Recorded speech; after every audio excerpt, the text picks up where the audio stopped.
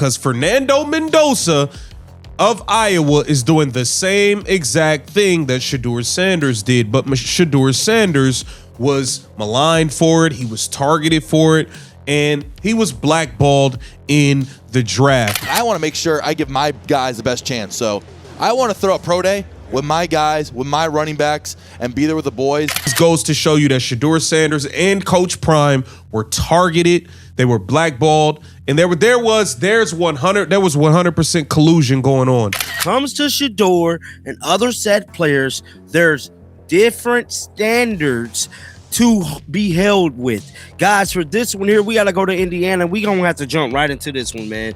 Fernando Mendoza, the projected #1 overall pick in the entire 2026 NFL Draft, will not be throwing at the Combine. He's going to throw at Indiana's Pro Day on April 1st instead. Why? Because he wants to perform with his own guys, his own pass catchers, his own teammates, the people he spent all season building real chemistry with.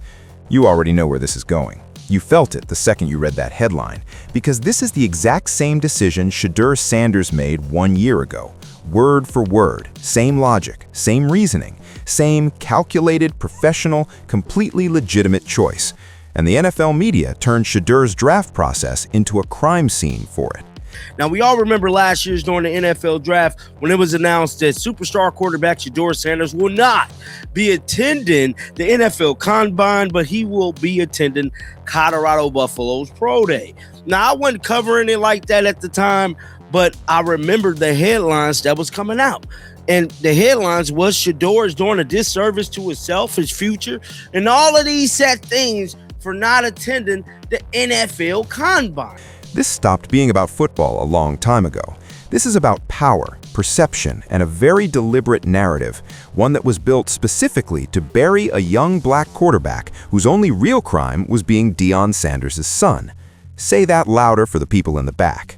Because when Shedeur made this decision last year, when he said he wanted to throw at Colorado's Pro Day with his own guys, give his receivers a shot in front of scouts, perform in a familiar environment where he could actually show what he was capable of, the media didn't just push back on him, they tore him apart. They ran that story for weeks. It became the defining headline of his entire pre-draft process. Every segment, every column, every hot take show, Shedeur is making a mistake. Shedeur is hurting himself. Shedeur doesn't understand how this league works. They kept that story alive from the Combine all the way to draft night. And then they had the nerve to act surprised when he fell to pick 144, like something unexpected had happened, like some mysterious force had knocked a top 10 Heisman vote getter, an award-winning quarterback, out of the first 4 rounds of the NFL Draft. There was nothing mysterious about it. It was manufactured, and they manufactured it themselves. Now, here's Fernando Mendoza. Here's what he said when asked about skipping the Combine throw. Overall pick, obviously how that goes, but now you are, dude. Yeah. Who are you going to work out with? What are you going to do at the Combine? Have you thought anything about the whole throw-in, which you don't need to do anything at the Combine, honestly, but have you thought about all of that going forward?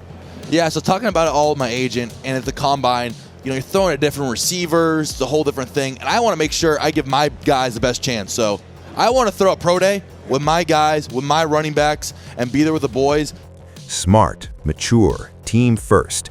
That's the energy the media is giving Mendoza right now. Now here's Shedeur Sanders, 1 year earlier, same situation, same decision. Listen to this. The date was the whole time. The date always been for the pro day, where we'll have familiar faces. We'll be able to get work in, and I wanted to focus more on interviews and getting to meet these coaches and GMs and everybody. I want them to be able to focus on just having conversation, being able to talk, being able to see if we see eye to eye. Those two statements are the same statement. Different wording, different voice, different name, same intent, same logic, same reasoning, start to finish. One man is being called a leader, the other was called a problem. And they went after his character in the Combine interviews too.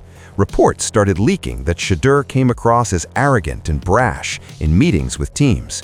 Anonymous sources, the coward's weapon of choice in NFL media, were feeding reporters lines about how he seemed entitled, how he rubbed people the wrong way, how NIL had gone to his head.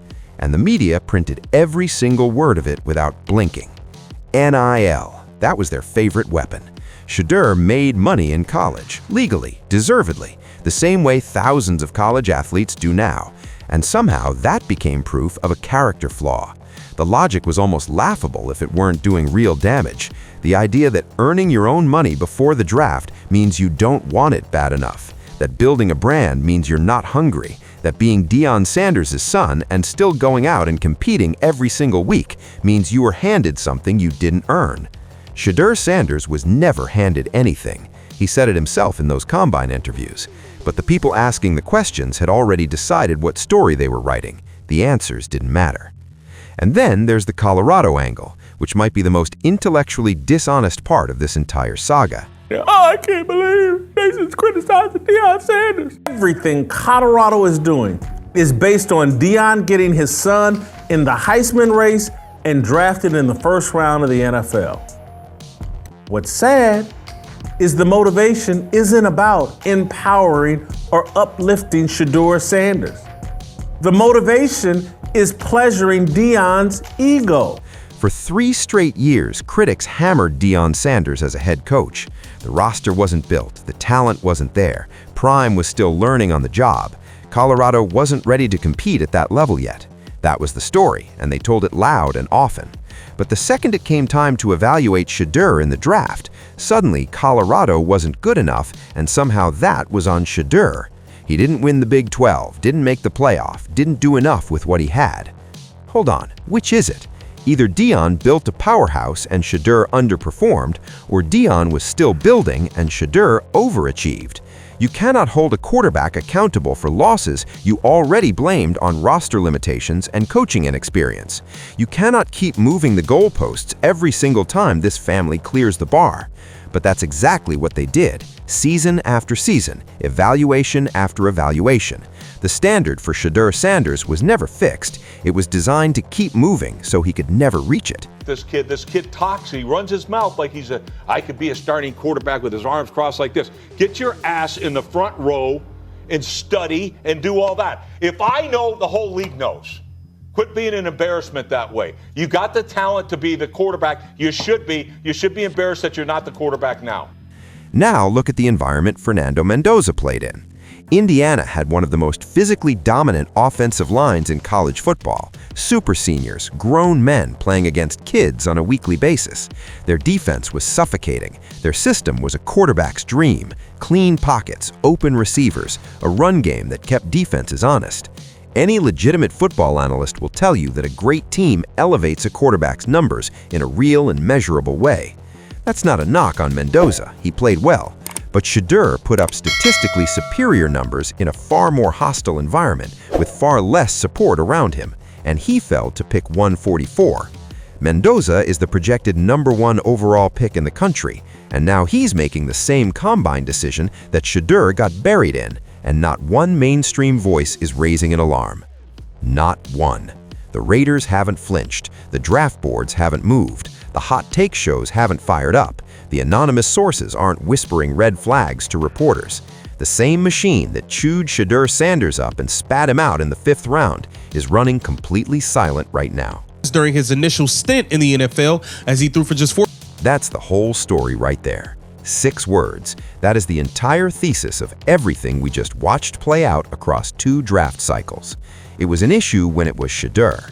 The decision was identical, the logic was identical, the professionalism was identical, but the treatment, the coverage, the narratives, the anonymous sources, the draft consequences was not even close to identical. And here's what makes this truly unforgivable. The people who spent months poisoning Shedeur's draft stock, who let those arrogant and brash reports run completely unchallenged, who treated skipping the combine throw like a character indictment, those same people are covering the Mendoza story right now, today. They are writing glowing pieces about what a mature, team-oriented decision he made. They are nodding along on television, and they have not acknowledged the contradiction once. Right from the start. I would want a veteran tackle. A good one, a good starting caliber veteran tackle, and then supplement him with a first round pick. I just, It's because accountability in NFL media is a myth they sell you between commercial breaks. The receipts exist, the timestamps are documented, the quotes are on record. Shedeur Sanders fell 130 picks further than his talent deserved, and the media handed the league the cover story to make it look justified. That is what happened. That is the only way to describe what happened. And now, Mendoza is going to go number 1. He's going to have a celebrated pro day. He's going to get every benefit of the doubt that Shedeur Sanders was systematically denied. And the same voices that torched Shedeur's draft stock are going to call it a great pick and move on like none of this ever happened. But it happened. All of it happened. And every day that Shedeur Sanders steps on an NFL field and proves exactly what he was always capable of, this story gets louder, the contradiction gets more glaring, the double standard gets harder to explain away. The league exposed itself, the media exposed itself, the whole operation is on the record now, and we're not forgetting.